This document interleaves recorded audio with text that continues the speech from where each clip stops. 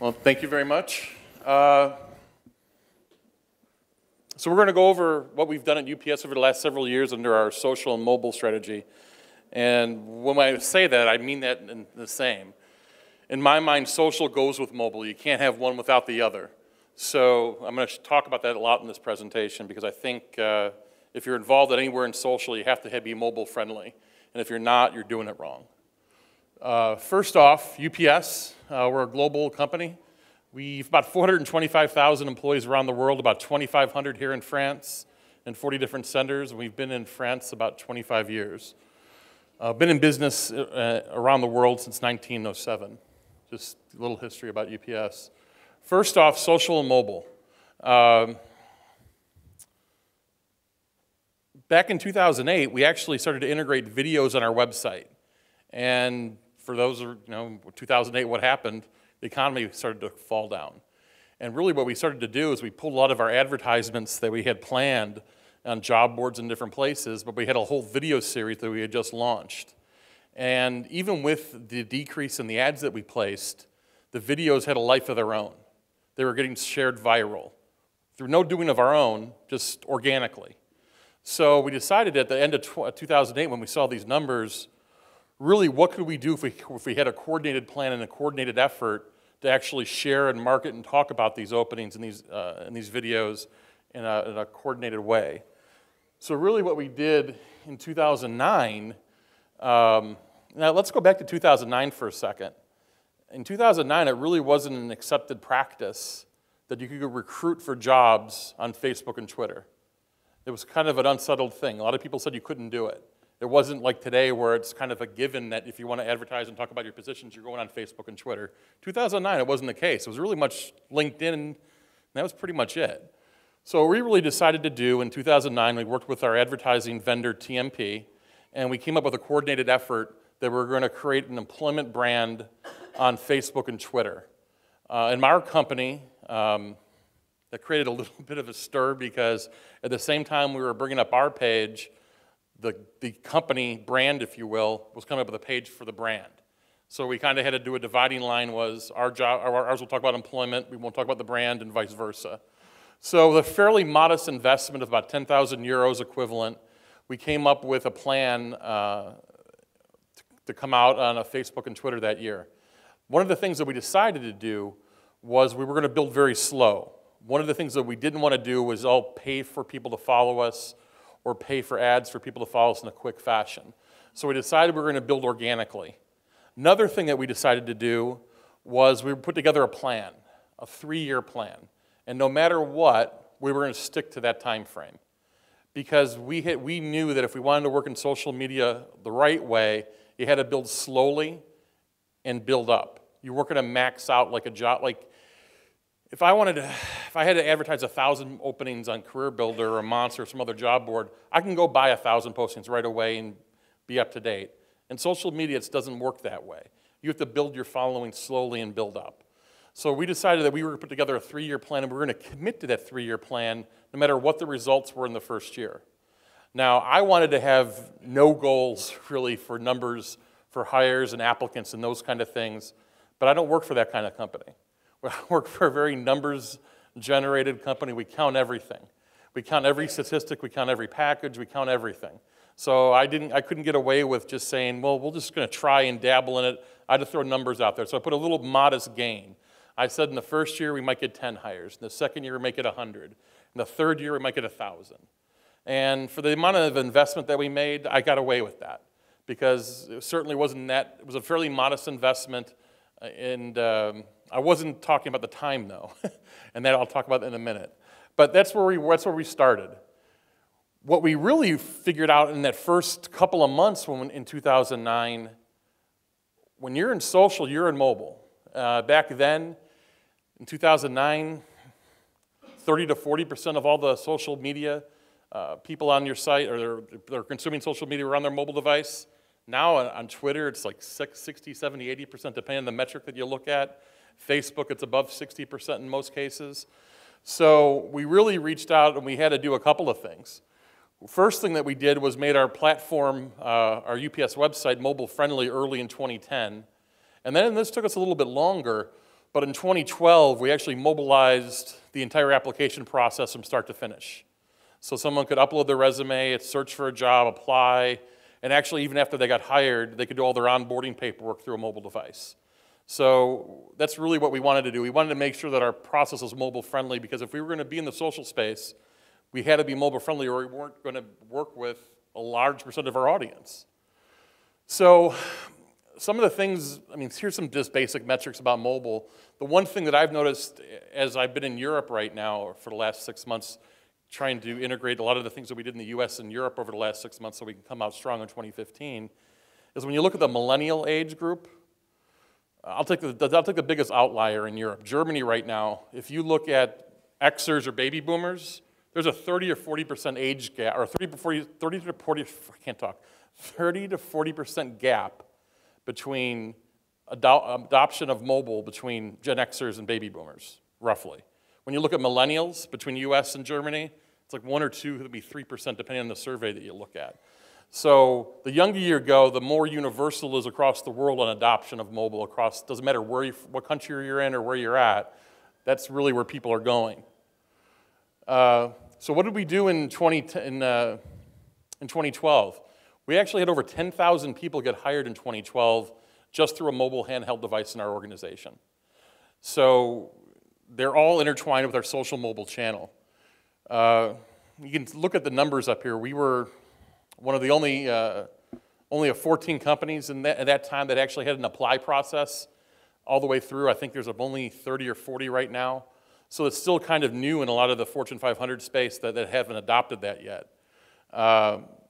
In 2012, we had about 20% of our mobile traffic, or 20% of our web traffic comes from mobile. That's even up now. I'll talk about that in a second. And right there, 40% this year of all of our website traffic is coming from mobile. So it's really seen a significant increase just in a couple of years of us paying attention to it, catering. And I think it has a lot to do with the early adoption that we had. We catered to the audience, we looked at what they wanted, and we started to give them the information the way they wanted to consume it. And that's really built. We've also been very heavily influenced in text message campaigning. So people can either, through our ads on print or radio or what have you, when they have their handheld right there, type this message and you can receive a link and start applying right away. Or they could use their current GPS location and see the closest local openings to wherever they're at. Our web traffic is really up as well.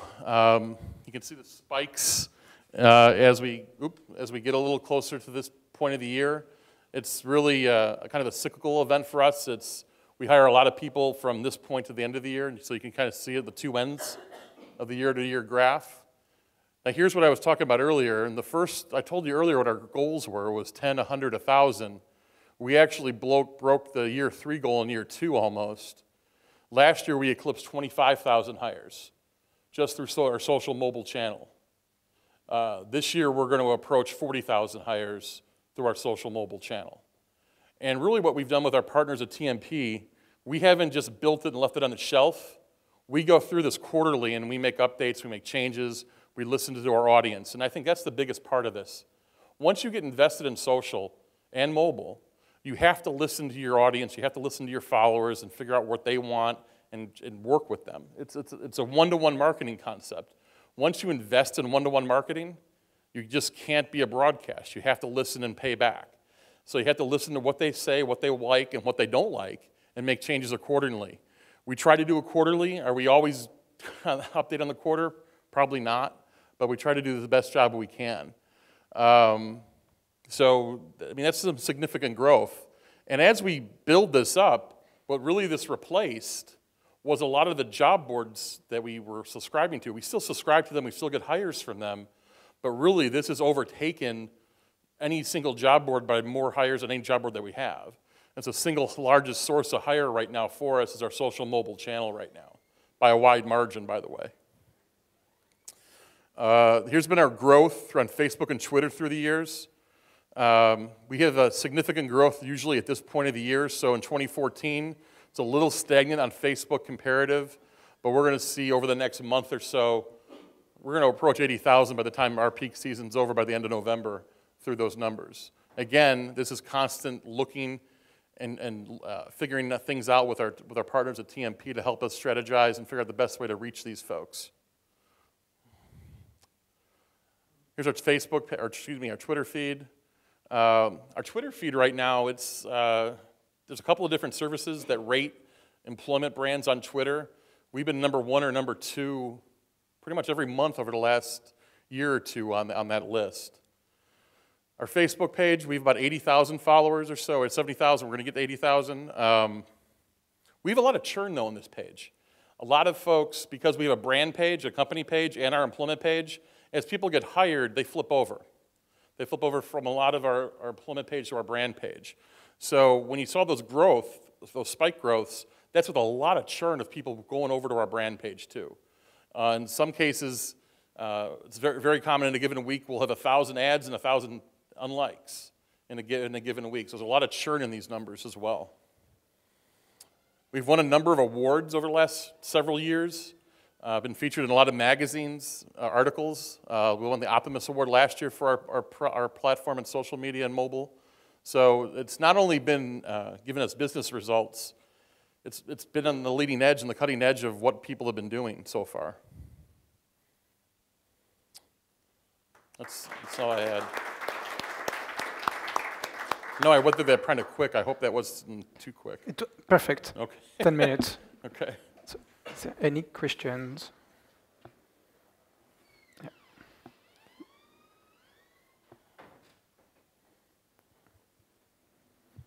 Hi. Because you are a logistic provider, I guess you have to hire both very skilled employees, but also unskilled employees in your warehouses, I guess. How have you seen differences in behaviors in mobile and social to those two different public, and how do you address those differences? I think when we first did it, we really thought in the very beginning that we were only going to get people in what you would call white-collar professional in my American talk. White collar is your white, blue collar, or white collar. What we really found when we introduced social, or excuse me, mobile, it really helped inner city youth more than it helped professional. Because if you think about it from this perspective, inner city youth, they may not have a PC, but they have a handheld device with a mobile plan. So once we introduced the mobile apply, people that converted over quicker to hire were inner city youth for a lot of the blue-collar jobs. That was the biggest impact that we've seen so far. We still have outreach into the professional world. We've had to tailor our process on how people upload resumes and how those get scanned and so forth to help that group. But the largest single effort or largest single group that we saw impacted was what we would call inner city youth in the US.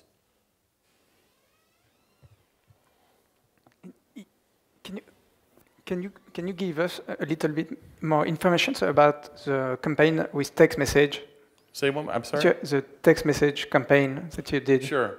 Whenever we do an ad in a newspaper or radio, we'll simply say text this number to UPS, and then we'll receive a text message back with a link so they can go right to the mobile apply.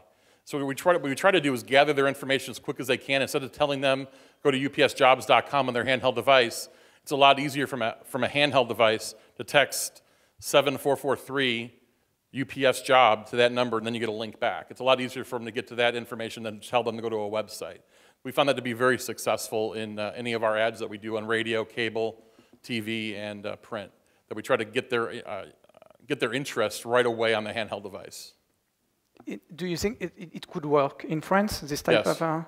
We're going to start to use it across Europe as in 2015. I've been in Europe since May. Mm-hmm. I've been laying the groundwork to bring everything that we did in the US over. But we had, as you know, laws and different things that we have to do. We have to get approvals and work councils and all these new things that I learned over the last 6 months to... you just can't do things right away. You have to get approvals and people to say yes a lot. So that's what I've been going through over the last couple of months so we can go in 2015 and implement across Europe what we've done in the US. Okay, great. Hi.